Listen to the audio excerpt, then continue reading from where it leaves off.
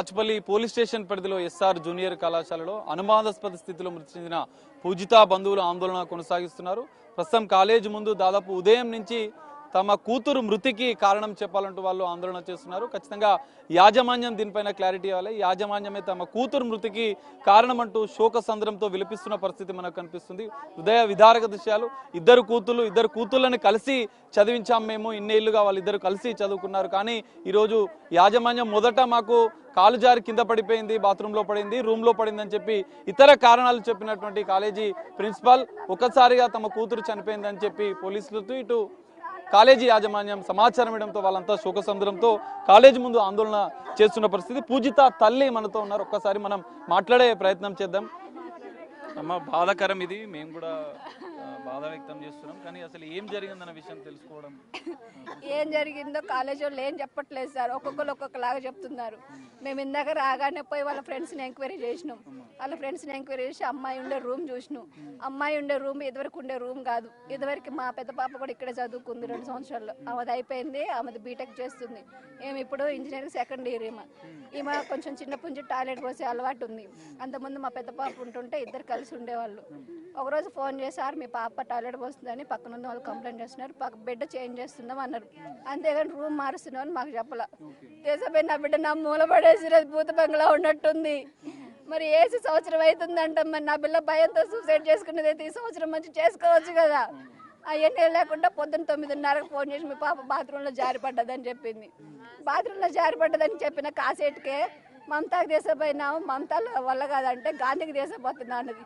ఎక్కడ బోరబండ, ఎక్కడ గాంధీ? బోరబండ నుంచి గాంధీ హాస్పిటల్ పోతే మళ్ళీ బాచిపల్లి పోలీసు వాళ్ళు ఫోన్ చేసి ఇక్కడికి వచ్చి సంతకం పెట్టి మీ పాప బాడీని తీసుకుపోయాడంటే మళ్ళీ పోలీస్ స్టేషన్కి పోతే పోలీస్ స్టేషన్ నుంచి మళ్ళీ ఇక్కడికి వస్తే ఇంతవరకు నా బిడ్డ ముఖమే చూసుకోలేదు. మేము ఏం చెప్పిందంటే తలా ఒక కథ పడుతున్నారు. ఆ రూమ్ పోయి చూసి వచ్చినాం. ఆ సెక్యూరిటీని వాళ్ళందరిని అడిగితే మంచం ఇట్లున్న మంచం ఇట్లా వేసుకుంది, దాని మీద పరుపులు వేసుకుంది, బకెట్ వేసుకుని ఊరేసుకుంది అన్నారు. మేము పోయి చూస్తే మంచం లాగే ఉంది. ఆడ బకెట్ లేదు, పరుపు లేదు, ఏమీ లేదు. ఆ గుడ్డ ఎందుకు ఎప్పదీసిర్రంటే మా మేడం ఎప్పదీయమన్నదని ఇప్పుడు అడగంగా ఈడంటుండు, నువ్వు పిల్లని హాస్పిటల్ తీసుకుపోయినాక ఎట్నే ఉంచాలా, ఎందుకు తీసినావు నువ్వు, నీకు అంత అవసరమే ఉంది, నువ్వు ఇవన్నీ సదిరి నువ్వు మాకన్నా ముందు పోలీస్ స్టేషన్లో కూర్చోవాల్సిన అవసరమే ఉంది. మేము వచ్చేటప్పటికే గుంపులు పోలీసులు ఉన్నారు. ఇంతవరకు మాకు ఏ న్యాయం తేలేదు. నా బిడ్డనే చూడలేదు నేను. నా బిడ్డని ఎట్లిచ్చినా వాళ్ళు ముక్కలు కోసిస్తారంటే నాకు నా బిడ్డనే. ఇప్పుడు నేను ఎట్లా తీసుకోవాలని నా బిడ్డనే?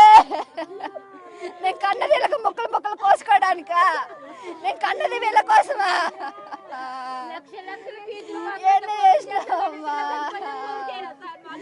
అమ్మా రా అన్నది. ఇదే చెప్పారు, బాత్రూంలో జారి కింద పడ్డదని చెప్పారు. అంతే. తర్వాత వచ్చి ఇట్లా తగ్గితే మీ పాపని గాంధీకి తీసుకుపోతుందో అని అన్నారు. ఒక పోలీసు ఫోన్ చేసిండు, ఒక ఆయన ఫోన్ చేసి మీ పాప సంతకం పెట్టి డెడ్ బాడీ తీసుకుపోండి అన్నాడు. అంతే. అప్పుడు అర్థమైంది మా పాప చచ్చిపోయిందని. ఏం చెప్పలేరు మాకు, అప్పటి వరకు ఏం చెప్పలేరు. ఎందుకంటే ఇద్దరు అమ్మాయిలు కలిసి చదువుకునే వాళ్ళు ధైర్యంగా మంచిగా. మా పాప చాలా చలాకి పిల్ల అండి. ఎవరితోటి గొడవ పెట్టుకునేది కాదు, ఎవరితోటి వేసి ఉంటుంది కాదు. కనీసం కాలేజ్ వాళ్ళు మరి ఎవరిని ఎంక్వైరీ చేసినా మా పాప ఎవరితో గొడవ పడ్డంటే అది కూడా లేదండి. చిన్నప్పటి నుంచి వాళ్ళిద్దరు హాస్టల్లోనే ఉంటున్నారు. ఎప్పుడూ లేదు ఇలాంటి సంఘటన. ఎవరితో గొడవ పెట్టుకునేది కాదు, అందరితో కలిసిపోతుంది. ప్రతి ఒక్కరితో మాట్లాడుతూ అసలు గొడవ పెట్టుకునే బుద్ధి దానికి లేదు. పిరికితనంగా సూసైడ్ చేసుకునే అవసరం కూడా లేదు దానికి. అట్లాంటిది ఏది చెయ్యదు. అట్లాంటి నా బిడ్డ అంత ఒంటరిగా రీసెంట్ గా అంటే సంక్రాంతికి వచ్చింది అంతే, ఇంక మళ్ళీ రాలేదు.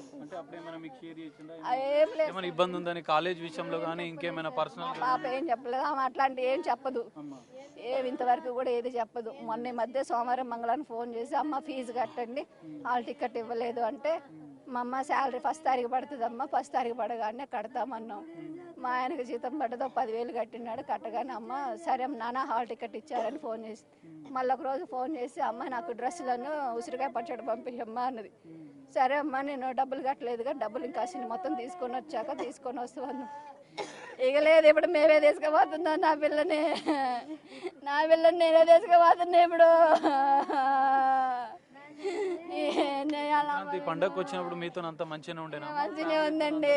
మా బావగారు అంటే ప్రాణం ఆమెకి. మా బావగారి కాడికే పోయి వచ్చింది, ఆడికి పోయి వచ్చింది. 2 రోజులు ఉన్నది, వచ్చింది. మళ్ళీ తెల్లారి నేనే వచ్చి మా బావగారే వచ్చి హాస్టల్లో తోలిపోయిండు. మళ్ళీ మా బావగారే వచ్చి హాస్పిటల్ ఇక్కడ తోలిపోయిండు.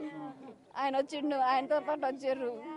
రోజు ఫోన్ చేస్తుంటదా? నిన్న మొన్న అంటే లాస్ట్ గా మీతో మాట్లాడినప్పుడు అయితే నాకు చెయ్యదండి, ఎక్కువ వాళ్ళ నాన్నగారికి చేస్తుంది. నా ఫోన్ ఆఫీస్లో ఉంటుంది. నాకు ఫోన్ చేసిన మామూలుగా ఏదన్నా స్నాక్స్ లేవమ్మా, స్నాక్స్ అయిపోయినాయి, దాని గురించి చేస్తుంది తప్ప ఇంకా వేరే ఏం కంప్లైంట్ చేయదు. స్నాక్స్ అయిపోతే ఫోన్ చేస్తుంది. నేను 15 రోజులు ఒకసారి, 10 రోజులకు ఒకసారి సండే నాకు లీవ్ పికప్ ఉంటుంది, నేను వచ్చిపోతుంటాను అంతే. ఇక వచ్చినప్పుడు కూడా ఏం చెప్పదు, కాలేజీలో ఏమైనా ఇబ్బందులు ఉన్నాయని కానీ, లేకపోతే లెక్చర్స్ విషయంలో ఇంకేమైనా మీతోనేమైనా షేర్ చేసిందా? లేకపోతే వాళ్ళ నాన్నకు ఫోన్ చేసినప్పుడు లాస్ట్గా ఏం మాట్లాడారు? వాళ్ళ నాన్నకు కూడా ఏం చెప్పలేదు. స్కాలర్షిప్ గురించి ఏం మాట్లాడింది, డబ్బుల గురించి ఏం మాట్లాడింది అబ్బా. మా మేడం ఇట్లా అన్నది అట్లా అన్నదని ఏం చెప్పలేదు. కానీ పిల్లనైతే నిన్న సాయంత్రం తిట్టిందంట, ఏదో గొడవ పెట్టుకున్నారు. మరి ఏం జరిగిందో ఏమో మనకు తెలియదు. ప్రిన్సిపల్ మేడమే తిట్టిందంట. ప్రిన్సిపల్ ఏం తిట్టింది ఏమో బయటికి రాలేదు, ఆ దొంగ మొండ కాంటాడలేదు.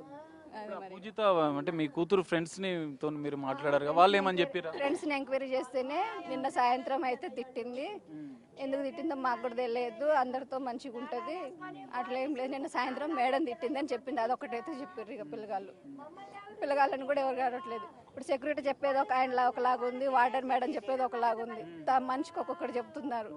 మరి ఇక ఈ పోలీసులు ఏం చేస్తారో ఎవరేం చేస్తారు. వార్డెన్తో కానీ ప్రిన్సిపల్తో కానీ మీరు మాట్లాడారమ్మా? వాళ్ళు ఏమైనా మీకు కలిసి ఏమైనా చెప్పారా?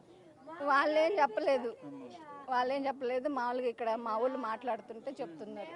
ఇక మమ్మల్ని రానివ్వట్లేదు, మా వాళ్ళు మాట్లాడుతున్నారు అంతే.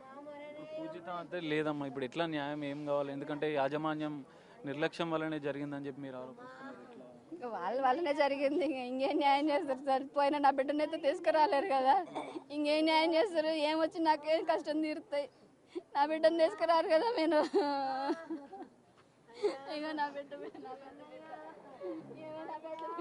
ఇది పరిస్థితి, వాళ్ళు రోధిస్తున్న పరిస్థితి.